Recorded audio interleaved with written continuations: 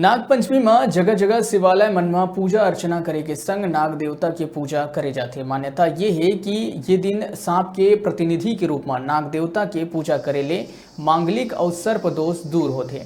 नागपंचमी सावन मास के शुक्ल पक्ष पंचमी के मनाए जाते। रायगढ़ जिला के बरमकेला ब्लॉक के भीखमपुरा गांव के सपेरा बस्ती में खाना बदोश की जिंदगी जियैया सपेरा मन के 3 दशक पहली ये जगह ठिकाना बन गई, जेकर पहचान सपेरा बस्ती के रूप में हो गए, जोन बढ़त बढ़त तकरीबन 70 परिवार मन हो गए।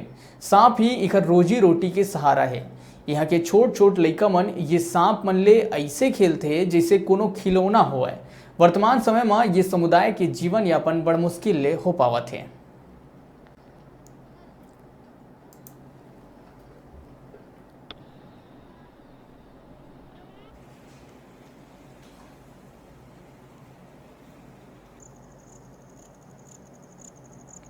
दाल चावल मिल जाता है तो पेट चल जाता है, खाने पीने के लिए व्यवस्था हो जाता है।